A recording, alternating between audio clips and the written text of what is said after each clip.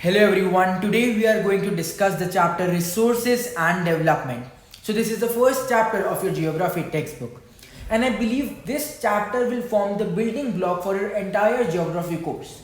Okay, it's a very important chapter because you need to understand what are resources and how they are developed to be actually useful for all of us.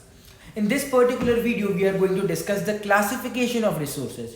So we classify resources on the basis of many factors, and we are going to discuss all of them in this video. So let's start with the video.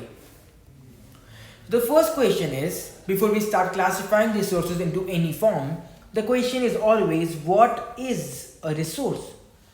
And the definition, the textbook definition of a resource is that something which can be used to satisfy our needs, is technologically accessible, economically feasible, and culturally acceptable is referred as a resource.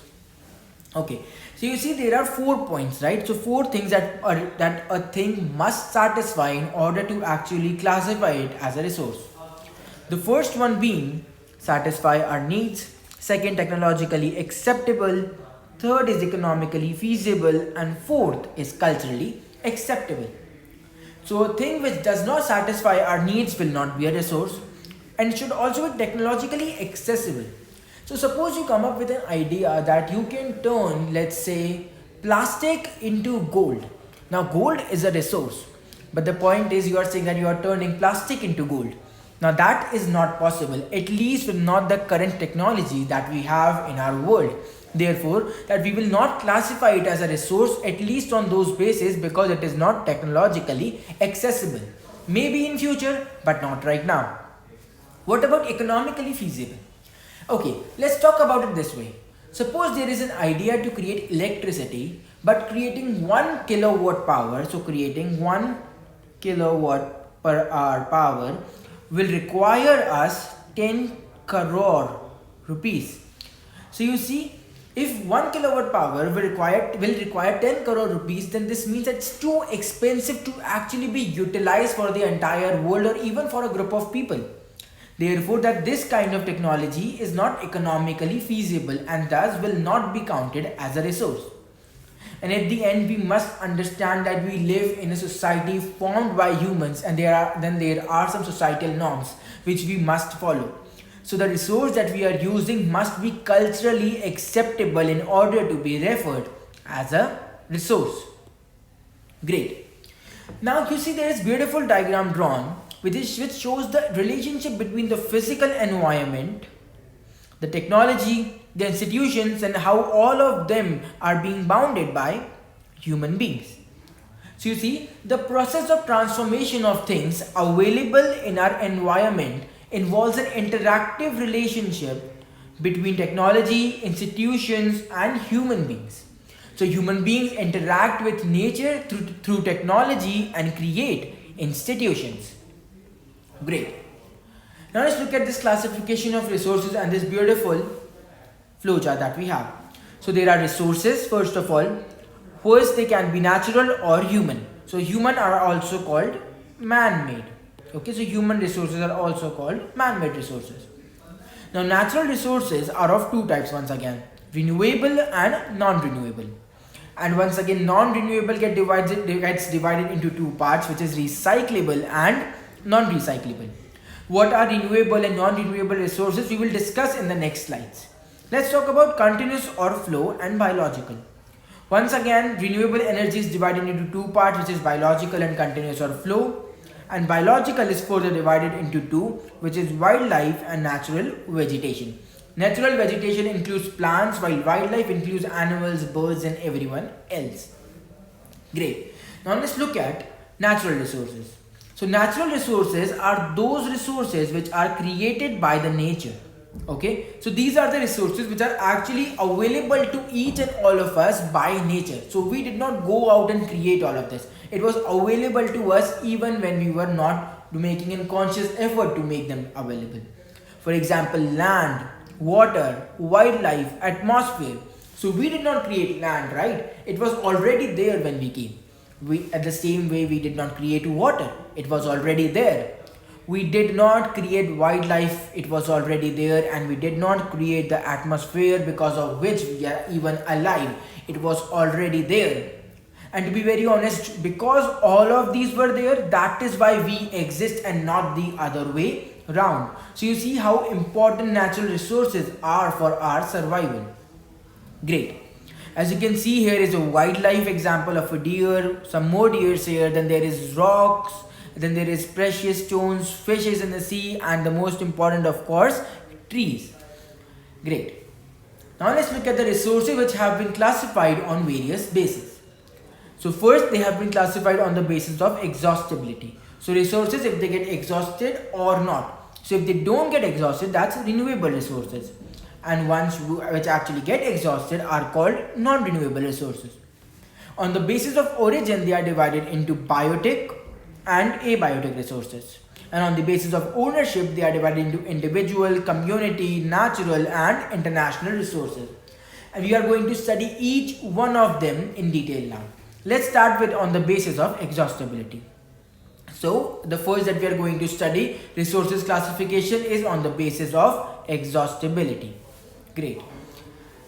So first we have renewable resources. So renewable resources are those resources which can be renewed or recycled or reproduced by physical or chemical processes, which are known as renewable resources. So see, I will give you a very basic example. The resources for which you have a very less chance that you will never run out of in your entire lifetime, all of those resources are basically renewable resources. For example, wind resource. This is the example of a windmill. Now we are not going to ever run out of wind, are we? In the same way that there are solar panels. So solar panels is obviously not powered by sun. Now even though sun has a definite lifetime, it is way too large for human beings to comprehend at the point that we convert it into a non-renewable resource. Because we do not have control of the sun and it's going to shine the same way it is shining for the next billion years at least. That is why we are going to consider sun and the solar power also as renewable resource. So there is wind here and there is solar power here. Now apart from all of this, we also have trees, which is the greenery. The greenery which is going to give out oxygens and so many other beneficial products for human beings to stay alive. And all of these are a part of renewable resources. So forest, solar energy and wind energy all are a part of renewable resources. Why? Because they can be renewed or recycled or reproduced by physical or chemical processes. This means you will never run out of them. Great. Now let's move on to the next one, which is the non-renewable resource. So non-renewable resources are those resources which take millions and millions of years in their formation. And they cannot is important, be renewed, reproduced. They are known as non-renewable resources. So they are known as non-renewable resources.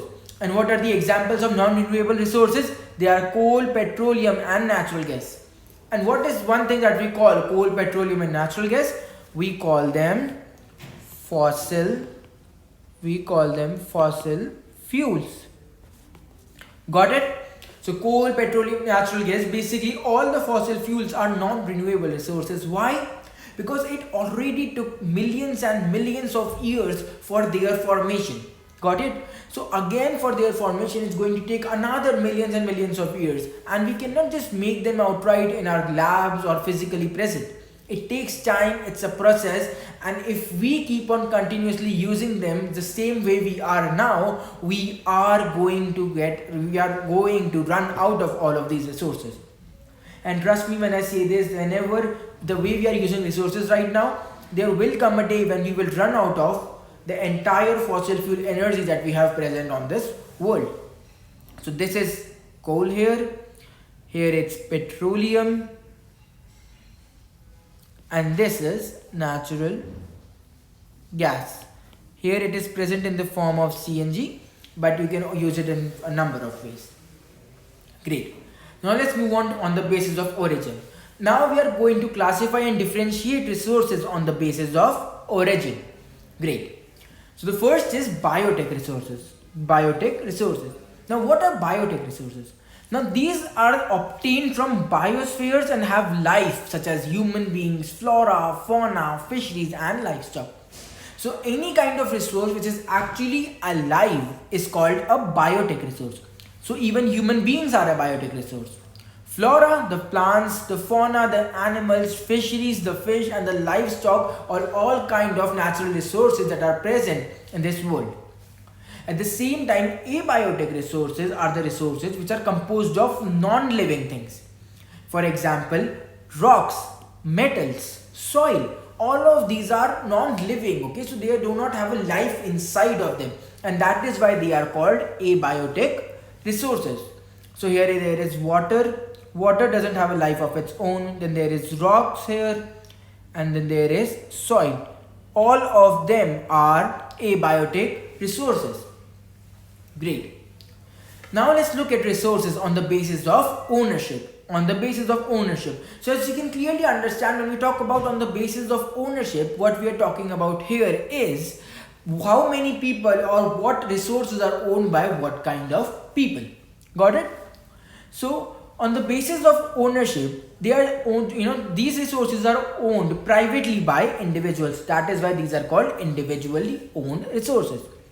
For example, many farmers own land which is allotted to them by the government against the payment of a revenue. And in villages, there are peoples with land ownerships, but there are many who are landless. Urban people have their own plots, houses and other property. So all of these land that is owned by people, for example, that we are saying as the private land, is an individually owned resource.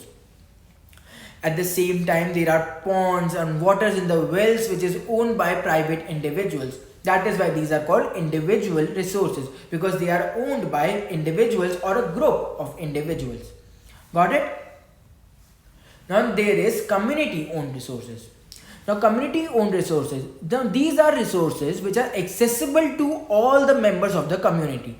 So see, these resources, community owned resources, are actually accessible to all the members of the community, and they are also managed by all the members of the community. Got it? For example, in village there are grazing grounds or burial grounds or public parks, picnic spots, playgrounds. All of these are a part of community owned resources. For example, grazing grounds, burial grounds, public parks, picnic spots and etc. Great. The next we have is national owned resources. Now technically all the resources belong to the nation. Okay, so all the resources technically belong to the nation, and the country has the legal powers to even acquire private properties for the public good. You might have seen roads, canals, railways being constructed on fields owned by some individuals. Urban development authorities get empowered by the government to acquire land. So all the mineral, water, resources, forest, wildlife, land within the political boundaries and oceanic area up to 12 nautical miles. So oceanic resources up to 12 nautical miles, which is basically, 12 nautical miles is basically 22.2 kilometers. From the coast is termed as territorial water and resources therein. So all of these resources belong to the nation. So which resources? All the resources which are related to a particular nation. Land resource and political boundaries, ocean resource up to 12 nautical miles, all of them are national owned resources. The examples are minerals, forests, wildlife, oceanic resources, etc. Great. And the last we have are international owned resources. So in the international owned resources are those resources which are managed by international institutions. So they belong to various nations of the world. Okay. So these are international institutions which regulate some resources. So the oceanic resources beyond 200 nautical miles of exclusive economic zones belong to open ocean. So oceanic resources beyond 200 nautical miles of the exclusive economic zone belong to open sea, and no individual country can utilize these resources without the concurrence of international institutions. So if you want to utilize resources beyond 200 nautical miles which actually belong to the open ocean, then you have to be in line and with the terms of the international institutions which are actually managing these resources. So the example of this is obviously oceanic resources, as we just talked about, and petroleum. Great. So last we have is on the basis of status of development. Okay. So this means that all the resources can also be classified on how much they are developed in our society. So the first we have is potential resources. So the potential resources are those resources which has a huge amount of energy and power inside of them to actually satisfy a lot of wants. But maybe we will utilize them properly in near future. Then there are reserved resources, which examples are forest, water, minerals, and etc. The developed resources are soil and aviation, while the stock resources are hydrogen and the oxygen in water. Let's talk about each one of them in detail. So the first is potential resources. So these are those resources whose quality and quantity is unknown. So here it is very important to note, even when you are giving answers in the examination, that we define potential resources are those resources which quality and quantity is unknown because of the lack of technology. And what is the reason that why they are unknown? Because of the lack of technology. Now what are stock resources?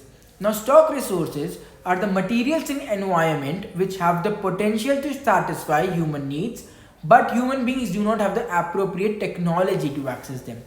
So this means that we already know that they are present in our environment and they have the potential to satisfy human needs, but currently technically we do not have the appropriate technology to access these. So maybe in future when technology gets more and more developed, at that point of time we are going to utilize these stock resources. Next we have is developed resources. So developed resources are resources which are surveyed and their quality and quantity has been determined for utilization. So in developed resources we already know that what is the quality and the quantity of these resources are for our utilization. The development of resources depends on the technology and level of their feasibility. So now the further development of this technology of these resources depends upon the current technology we have and the level of their feasibility. So right now if it's too costly to actually get to them, then we are not going to do it right now. We are going to consider them as stock if they are not feasible, and maybe in future when we have better technologies, then we can access these stock resources. And the last we have is reserved resources. So these are the subset of the stock resources which can be put into use with the help of existing technical know-how. So we can use these reserved resources with the existing technical knowledge that we have, but their use has not been started. But these are the resources whose use has not been started till now, and these can be used for meeting future requirements. So you see, government might keep a lot of resources in reserved. Why? Because they want to use these to meet future needs and they don't want to utilize them right now. Great. Now this brings us to the end of this video, and in this video we have learned in depth about the classification of different type of resources, and I'm sure that all of you have understood all this part by now. We will be coming back in the next video. Till then, have a happy learning with EduRev.